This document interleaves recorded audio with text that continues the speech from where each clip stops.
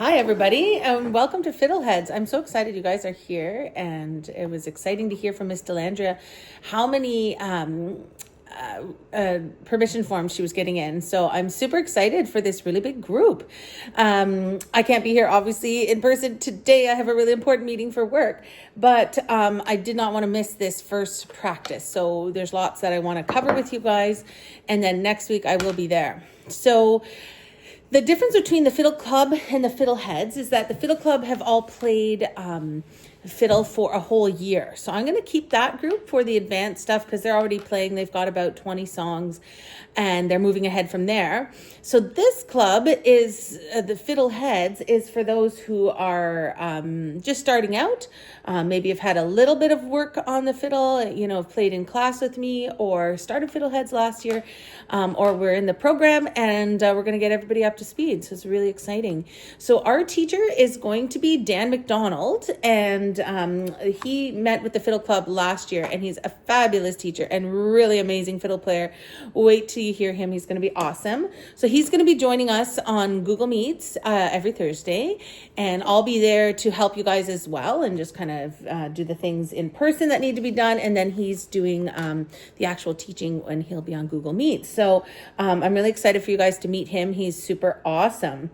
So the idea of Fiddleheads is this is a group that once you join, you join. So it's not something where you can miss lessons and practices, because what we do each week leads into the next week. So it's really important that you come to each lesson, each practice, and as well, we're going to talk about maybe opening up the music room at some point for you guys to come in and practice on your own, because you also need to practice outside of the fiddle practice time, like the Fiddleheads lesson time. So we'll see what we can do. So again, I'm super excited you guys are all here, and we've got a cross range of grades, which is really awesome. And those who are older, in the grade 7 and 8s, I'm really happy to have you here because you guys can be role models for behavior and help our younger students. And we do have 2 helpers, Kyle and Alta. I've asked them to come and help because they've been playing for a year and have lots of skill and can also help because we have such a big group. So that's going to be awesome. So again, I want to say thanks to Miss Delandria for hosting while I can't be there. Appreciate that. And she's kind of doing all the organizing in the school for Fiddle Club so that it can go forward. Because I'm not there to do all that stuff. So thanks again, Miss Delandria, and for her awesome room. I love her setup, which is fantastic. Now, we will talk about setup for next time and how we're going to put the seats, which will be different than this week because next week we will have fiddles in hands. That's the idea. But this week, what we are going to be doing is this. Okay, so when we start playing fiddle, there's so much to think about. And some of you have done this with me and some of you have done this in the fiddle program. But I think it's really important for you to go back to that, and because it's been a while, just to solidify that before we get to the actual fiddle, because there's so much when you play fiddle. It's how you hold it, where your fingers go, the bow. There's so much to think about. So we start with this, and this is really unique to our program, and it's super awesome. Okay, now before I get to that, let me do parts of the fiddle and care of the fiddle and care of the bow. Okay, so hold on. All right, so with the fiddle, when you're holding this, okay, it's super light, super easy to drop, and I've had 2 students drop them. So I want to be very clear about when you're using these, that you're taking care of these like a baby, okay? You'd be very careful of how you hold the baby and what the baby's doing, and when you're walking around, you're not hitting the baby's head on something, okay? And that's very, very important with fiddles. There's so many of you, and when we're walking around the room, it can, you can bump into each other. And normally that's fine, but that could be detrimental to an instrument like this. And these are worth, $300, $400, $500, and they break very easily. So I want you to be very conscious and notice that when you have your fiddle out, okay? And when you walk around, you don't walk around like this with your fiddle. You hold it in front of you with your hand there. So it's right in front of your body, and you hold your bow there as well. Okay, so that's less, you're kind of protecting it, and there's less chance for it to get knocked as well. This little bridge here, this bridge here is just sitting there. Okay, it doesn't, there's no glue or anything. So it's held there by the tension of the strings. So it's very, delicate, I guess that's the word. So just be really careful when you're holding these. Okay, so this is called the scroll. Okay, and you can see the size. Now it looks different than, let's say, a guitar, the head of the guitar, or ukulele. Those you can tune pretty easily, and these are the tuning pegs. Fiddle is like the stringing instruments, like fiddle, viola, double bass, cello. These are it's very different. You can't just turn them. A guitar, it's made very easy to turn. These are just made more delicately, because when they go into the hole, you have to actually tighten and turn it. Instead of just turning it this way, you have to push it in and turn it. So it's something very delicate. My students in Fiddle Club don't even know yet. Maybe this year I'll teach them. But right now, please do not touch these. If it's out of tune, I will tune it, okay? Because a couple of students have tried that at home and broke the strings. And then this comes off. Okay, so just be aware, okay? So we've got our tuning pegs, we've got our scroll, we've got our strings. This is called the fingerboard, because this is where your fingers are going to play. Okay, we've got the neck. Okay, this is called the neck. The fingerboard is the whole black thing here, okay? Then the sound holes, they're in the shape of an F and backwards. That allows the sound to go in and resonate within the instrument, okay? And these are the fine tuning pegs, please. Again, they're easier than the big ones, but please don't use these. I'll be tuning those until I teach you how to do it. This is your chin rest. And I think that's pretty much it that you need to know. So when you're holding it, you put your chin on there and your fingers go here. Okay. Now, we're going to talk about that, and Dan will talk about that. When you hold it, you actually don't put your hand like this. It's not like this, because that's not normal. Anything for fiddle, you want it to be normal. So your hand would go like that, and the fiddle just holds in your hand like that. So right from the start, I want you guys to make sure your hand is back. It makes it easier to go like this, but in the long run, it's going to hurt. To be able to play fast, you got to have your hand back like that. Okay. Not getting to that today, but just something I thought I would mention. Okay, so that's fiddle. Now the bow. Hold on a second and I'll grab the bow. So there we go. So the bow. Now this is made of horsehair, and we use rosin to put on this bow. So please do not put your fingers on this, because we have the rosin on there, and also the oils from your fingers can degrade the hair and also make it not play that well on the fiddle. So if you're holding the bow, you hold it here. So this is called the frog. Dan we can ask him. He has a good explanation of why it's called the frog. And there's the eye. We call that the eye. This is how you tighten. So if you look at the bow here, I'm going to loosen it completely. When it's loose, you can notice how close the hair gets to the actual stick. Okay, so that's loose. That's actually too loose. So when you put it back in your case, it should be about that. Okay, nice and loose.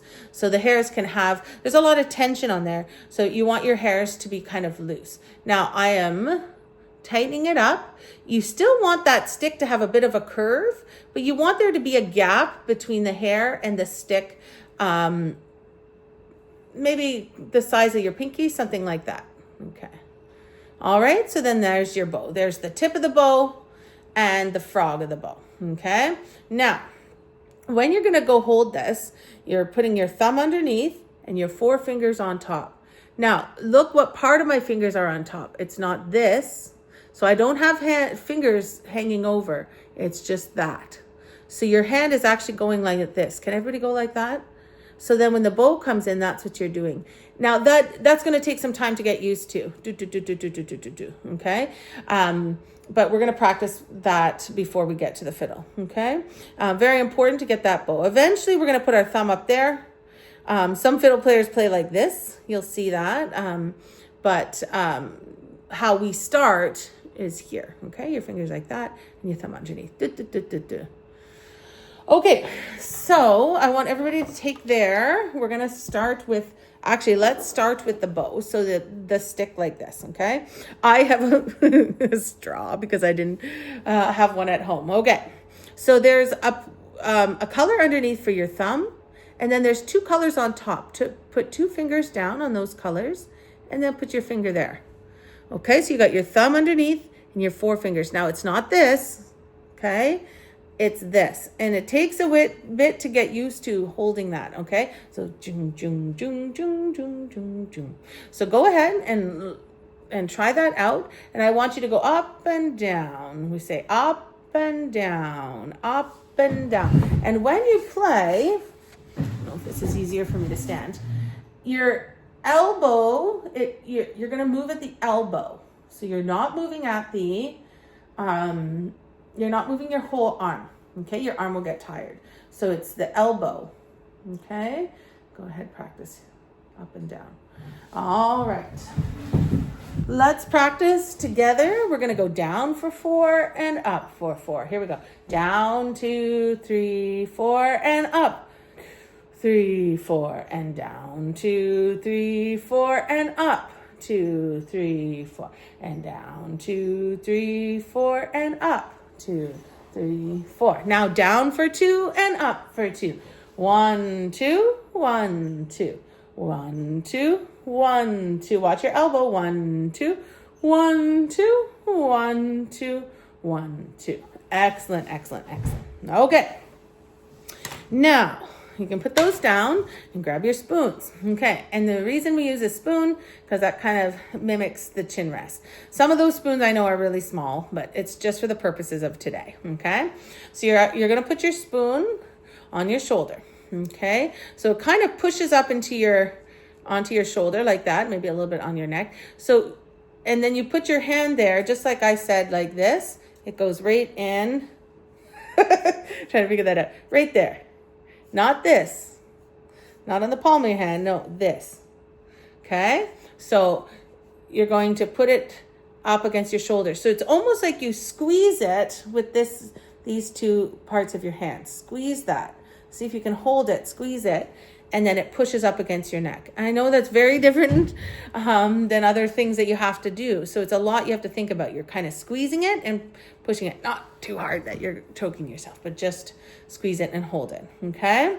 So you put your hand kind of the end of the spoon. Then do you see a line? I want you to put your first finger down on a line. So put your finger up, put your finger down, put your finger up, put your finger down, put your finger up, put your finger down. Okay. So when we play fiddle, we say none and finger is 1. None, 1, none, 1, none, 1, none, none, 1, none, 1. Put your finger down. None, 1, none.